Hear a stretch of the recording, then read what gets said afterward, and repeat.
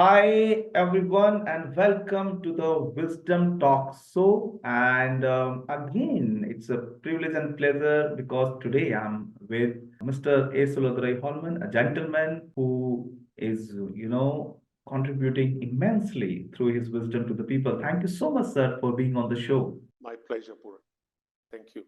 Yeah.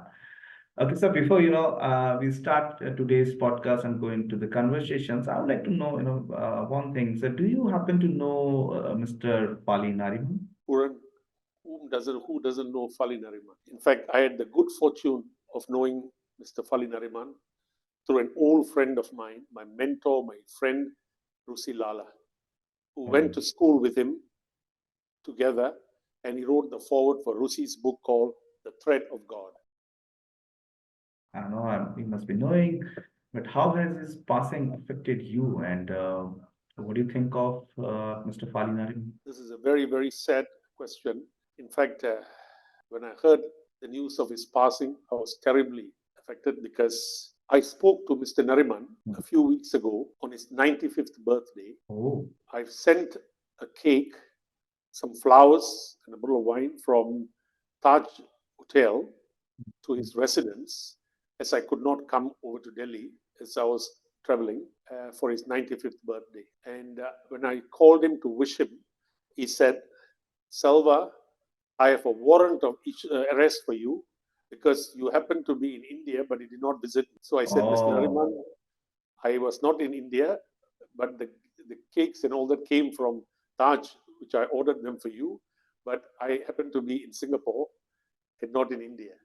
This is the sense of humor he had, and he was speaking well. And he said, "When are you coming next?" And it is terribly hurting me because I should have been there, or I should have made a trip within a week because I did not even expect from his the way I spoke to him. I did not expect that he will pass on so easily. yeah.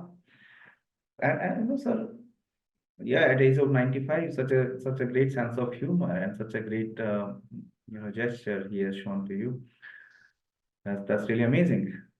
So, Mr. Selvadurai, sir, I know there's so many eminent legal friends around you, right? You know that. So, what are some of the eminent legal friends around the globe thought of Mr. Fali Nariman? I'm very sorry because at this moment I'm a little bit with sorrow, so I've written down something, Mhm. and it's his passing is still not cannot be forgotten, and it still affects me. But nevertheless, to the first question, also I'll give an answer now. Fali Nariman's death is a great loss to India and the legal fraternity. He was unfailingly warm, with a wonderful sense of humor and sharp eloquence and impulsive stance. I consider him one of the best known and best loved jurists and lawyer in Indian history. He was instrumental in the development of Indian constitutional law. He was an outstanding additional Solicitor General of India who resigned once the emergency was declared. He had a short fuse and did not suffer fools. I remember him telling me what his mentor, Sir Jamshedji Kanga, told him at 92 that he was still learning. It is a well known fact that he even obtained bail for Tamil Nadu Chief Minister Jayalalitha, a Mhm. brilliant mind and remarkable man. He always reminds me of the late Nani Palkiwala, who was an eloquent barrister with a superb mind. It was my good fortune in knowing Mr. Nani Palkiwala, whose talent in expounding the subject was matched by his genius in explaining the intricacies of the budget to thousands of listeners. His speeches were fascinating for their brevity and clarity. Mr. Palkiwala, who taught me the power of integrity and humility, and a high opinion of Mr. Fali Nariman. Mhm. He felt that Fali Nariman was a man of great integrity and a fearless man. Another outstanding jurist, parliamentarian, scholar, and diplomat, the late Dr. L.M. Singhvi, whom I knew Mhm. very well since my Mhm. student days in London, also Mhm. shared similar opinion of Mr. Fali Nariman. Okay. Mhm. He felt that Mr. Fali Nariman was a fearless man who will call a spade and who had the highest level of integrity. I attended L.M. Singhvi's lecture, A Tale of Three Cities, at Cambridge many years ago. I was very fortunate in learning real wisdom from Dr. L.M. Singhvi, who was also an outstanding ambassador. I remember my good friend and mentor, the late Lord Wilberforce, who was the first only English judge to have risen from the High Court to the Lord of Appeals, to the House of Lords, telling me that L.M. Singhvi would make a brilliant judge. He was truly impressed by Dr. L.M. Singhvi's brilliant legal mind and charisma. Lord Wilberforce considered L.M. Singhvi, Nani Palkiwala, and Fali Nariman as the brilliant and outstanding Indian lawyers with the highest level of integrity. And Lord Wilberforce, who was a brilliant law lord, told me that I am totally impressed by these three Indian legal minds who will not hesitate to do anything for integrity. Another friend and character referee of mine, Tan Sri Professor Ahmad Ibrahim, the first Attorney General of Singapore, with a tripos 1 and 2 in law and economics, whom Dr. Goh Keng Swee, the Deputy Prime Minister of Singapore and the economic architect of Singapore, describing Tan Sri Ahmad Ibrahim as a man of tremendous breadth and depth of intellect, whose ability as a legal draftsman is unsurpassed in Singapore. Described Fali Nariman as a legal eagle and the legal lion of the Commonwealth. He told me that he was awed by Fali Nariman's brilliance and intellectual prowess, which he diffused by his sense of humor. Lord Denning, who wrote a special reference for my article and remained a lifetime friend of mine, and who was described by former British Prime Minister Margaret Thatcher as probably the greatest English judge of modern times, remembered Nani Palkiwala, Fali Nariman as honest lawyers with sharp legal mind who called a spade a spade. Mr. Nariman was also fond of Lord Hailsham of St. Marylebone, the Lord High Chancellor, whom I had known very well for many years. I consider it a real honor that three distinguished law lords, Wilberforce, Denning, and Hailsham, wrote references for me, mentioning that they considered me a valued friend. I'd like to quote this sentence from Rusi Lala's book, The Thread of God in My Life, where Mr. Nariman, who wrote the foreword, Rusi also tells us in this memo that in his personal life, as also in his professional life, he has always believed in values, consciously or unconsciously. We all build and live in our own house of values. This emphasis on values reminds me of Lord Hailsham and what he believed. If someone told Lord Hailsham he did not believe in God, he would ask him to describe the God he does not believe in. And I nearly always tell him that I do not believe in such a God either. When he was past 80 like Rusi, Lord Hailsham of St. Marylebone, the Lord High Chancellor, wrote a short book titled Values, Collapse and Cure. It is passionate, lucid, humane, and summarizes Hailsham's philosophy. Mr. Fali Nariman was always impressed with my friendship with Lord Hailsham, and he always asked me, Selva, for Lord Hailsham to consider your friendship as a gift, you must have done something right, and you must have won his respect. I like to quote Mr. Nariman in his foreword, which I have just done so. He always sent me, autographed copies of his, Rusi Lala always sent me autographed copies of his books and spent considerable time with me in Bombay. Rusi Lala described Fali Nariman as he's a true and genuine friend who was a brilliant lawyer with the highest integrity. He said Fali was the most ardent defenders of the rights of freedom of expression and freedom of press. He said Fali, apart from all other accolades, was a great human being with a big heart and a fearless lion of the courts. He treasured his friendship with Mr. Nariman. Wow, there's so many eminent legal friends you have around, sir. So one question that comes always in the mind, how were you able to make friends with so many legal scholars around the globe? Which you talked about what they said and shared you about Mr. Fali Nariman. And one more thing, Mr. Holman, what is the secret? What is the secret of their excellent reference for you? Because, while you are sharing the thoughts on Mr. Fali Nariman, I also able to hear, the kind of excellent reference they all have made about you. Before I answer your question, another last character, right? Professor Sania Dhammasat, the former Prime Minister of Thailand, Chief Justice of Thailand, Rector of Thammasat University, Dean of the Legal Faculty of Thammasat University, an excellent legal mind of in Thailand, described Fali Nariman as the most honest lawyer he has ever known.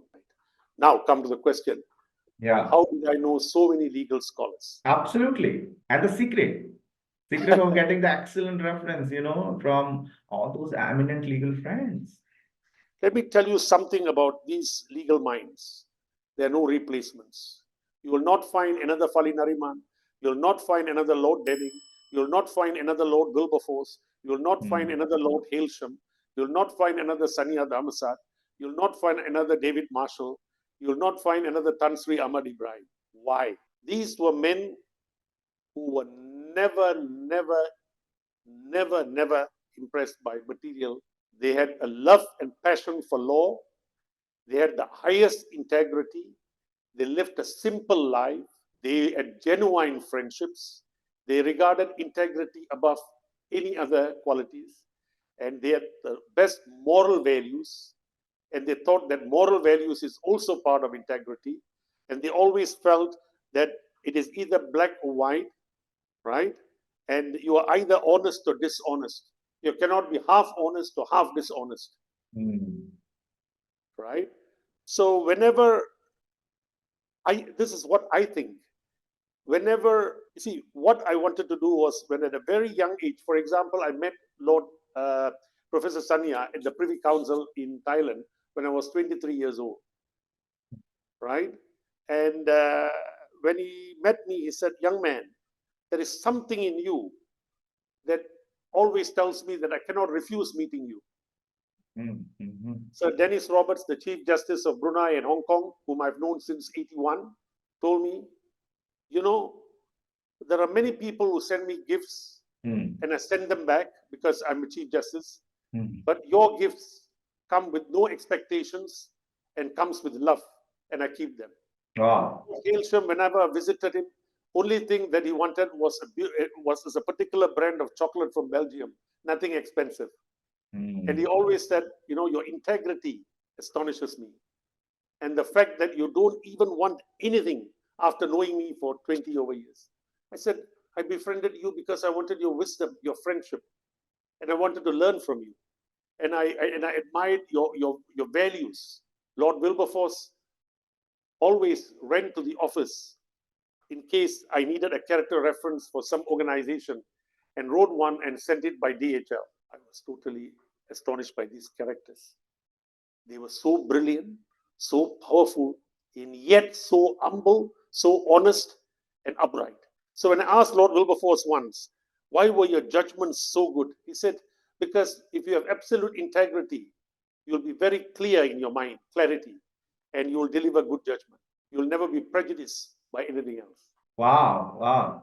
Thank you so much, Selvadurai Holman sir, for sharing all those things. And so one more thing that is coming in my mind, I'm sure the audience who is watching this would definitely love to know also. So, what are the commonalities of all these eminent legal scholars you have seen? Because, uh, if you can share with us. Sure. In fact, I must tell this because it is important for the youngsters to understand this, right? Fali Nariman was a distinguished jurist. Nani Palkiwala was a brilliant lawyer. Sanya Dhammasat was a great Prime Minister and Chief Justice of Thailand. Sir Dennis Roberts was Chief Justice of Brunei as well as Hong Kong. Lord Hailsham was the Lord High Chancellor. Lord Denning was the father of English law. Right. But what was common among them? Humility. All of them had great humility. All of them were approachable.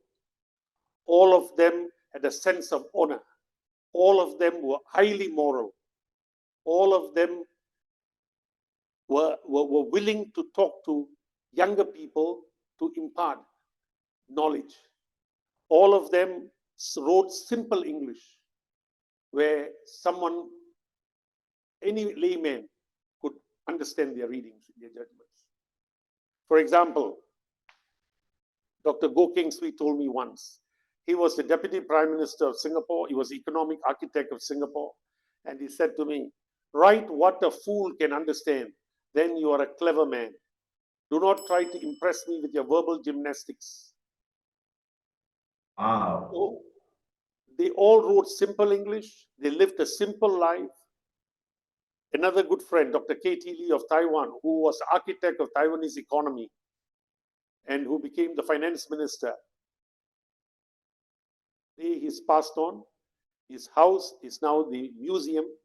And when people go there to see how he lived, they were astonished in the simple Uh-huh. furniture, simple table, simple writing pad. Mhm. So these people lived a simple life. They all lived a very ordinary life and they stuck to basic necessities. But they will never compromise on integrity at any cost for any money. And they will never tell a lie over the dead body. And they were genuine in their friendship. And you could call them at any time to discuss any matter, and they were there. Oh, wow. So like it's if I boil it down, the two, three important commonalities is coming in my mind. First is integrity. Yes, Yeah. Second is they're big in communication. sure, And they're great friends. Like they are available for you, right? absolutely. Yeah. And they being very straight and they being very assertive when they want to communicate and say, and they live a simple life. They lived a simple life. And they were Yeah. all spiritual in their own ways, in a private Hmm. way. Correct. Like, for example, Mr. Fali Nariman sent me a letter and a copy of the book called Zoroastrianism in Other Faiths, written by his son, Justice Rohinton Nariman. I've Hmm. not met Justice Rohinton Nariman, but he sent me his son's book because he was so proud that his son was also an equally honest and upright man who was a Parsi priest and who has similar qualities like him. And after reading this book, I suggest everyone to really read this book. There's pearls of wisdom in it, honestly, pearls of wisdom. And now I have tremendous respect for retired Justice Rohinton Nariman after reading this book because he's the chip of the block. So, sir, um, so why we are not able to find such amazing human being characters today? Like, we don't heard about the kind of the love and passion the people have, about those people. So why this is happening nowadays? You see, today you have brilliant people, right? Maybe you can compare them to a certain level to all these people I've mentioned, but the sense of priorities have changed. Whatever qualities that I mentioned that I found in these great human beings are not being able to be found in this today's young, brilliant people Hmm. because they have got different priorities in life. Hmm. Today, you see people living in huge mansions. You see them dining and wining in five-star hotels, in big hotels, in spas, and you see them driving exceptionally expensive cars. So the sense of priorities have changed. So even if they are brilliant in law, but they can never be a Fali Nariman in other values because a Fali Nariman cannot be bought by money. He will defend anybody out of for justice. Hmm. So priorities have changed. Got And it. that's why today you don't find such characters because you got to be highly disciplined to be such people. Hmm. I will also suggest people read this book, Reflections by Narayan Vagu, who was the chairman of ICICI Bank. Hmm. Finance Minister Nirmala Sitaram just launched his book, and he Hmm. sent a copy to me. And Hmm. there it goes: with warm and affectionate regards to Selvadurai, my dear friend. I am honored by Mr. Narayan Vagul calling my friendship with him affectionate because he's such an honest and upright man who was trained by the late Mr. Talwa, chairman of SBI, whom I knew in Pondicherry. So, now I have to live up to to Mr. Narayan Bagu's description of me and have to be honest. Otherwise, I'm doing a disservice to him. No, sir, as far as we know you already living by all these characteristics. So, interestingly, when you share about this, about so many eminent leaders you just talked about. So, what are some of the lessons you have learned from them would like to share with us?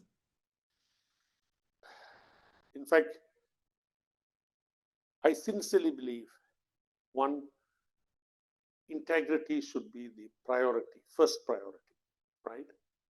They always say if you lose money, you lose nothing. If you lose health, you lose something. If you lose character, you lose everything. So, character, right?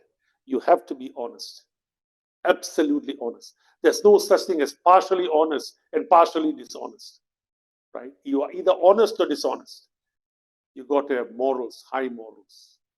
You got to have ethics, right? You got to have values. Whether, see, for example, I tell you, I'm a man who believes in every faith. I'm a devout Hindu, but I don't disrespect any other faith. Why am I taking care of my 91-year-old mother with love and affection? Because I learned from the Quran.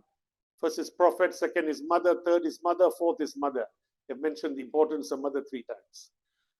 Why am I having filial piety? I read Lao Tzu, the Chinese classics, where he talk about filial piety. And it's important. What did I learn from the Bhagavad Gita?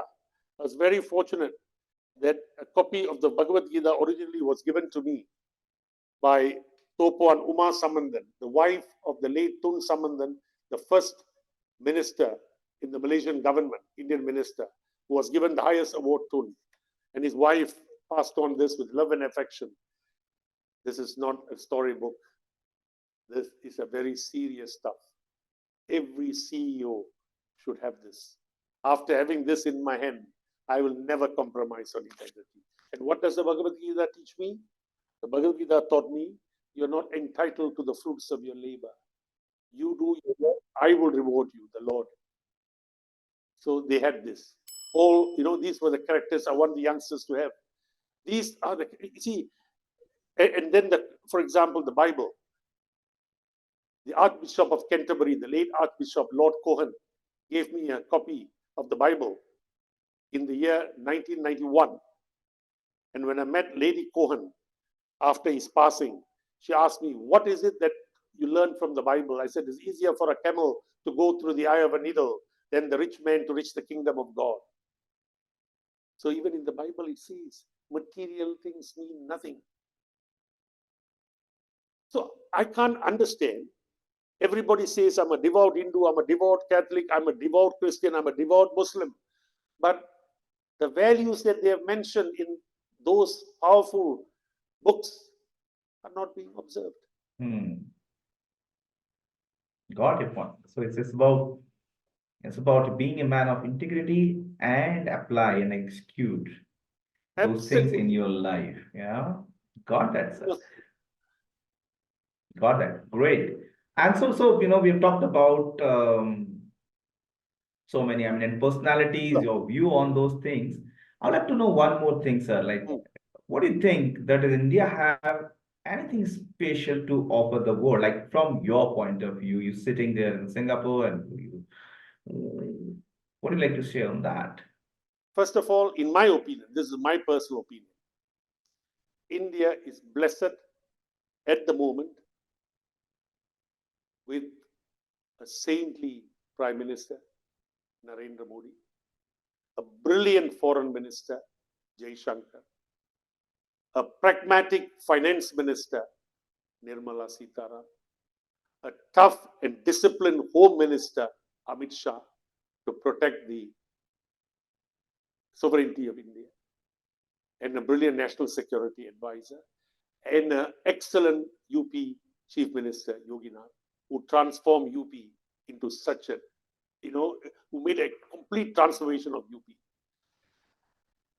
India has something to offer the world, and that's spirituality. India has something to offer the world, that is intellectual prowess. There are many brilliant Indian minds who can turn around any industry in any part of the world. They've Yeah. already done it over the last 30 years by being in the US, by being in America, by being in Europe and elsewhere. So India has the software, right? And it is really important. I'm re-emphasizing, read The India Way by Jaishankar to understand modern India, the present India. And also read the autobiography of a yogi and the books on Swami Vivekananda to understand how much India has to offer the rest of the world. Spirituality, discipline, and look at Sanatana Dharma. It's a way of life. So India has to offer, India can offer the rest. That's why so many brilliant minds around the world are coming to India, to sadhus and saints, and sitting there and said, I have millions, but I know peace. Can you give me peace? You can see Sadhguru, how many people are approaching Sadhguru just to understand, to have peace. So India is a rich land, rich in spirituality and rich in values. Yeah. Yes, absolutely, sir. So, one more important thing, would your point of view, will India be going to be an economic superpower soon? Today, my diary has changed. This is my diary now. Oh.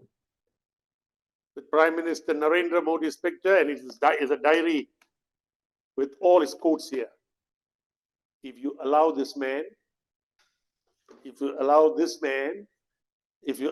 finance minister, if you allow the commerce minister, if you allow the home minister, and if you allow BJP to stay in power for the next 10 years at least, I give you a return assurance.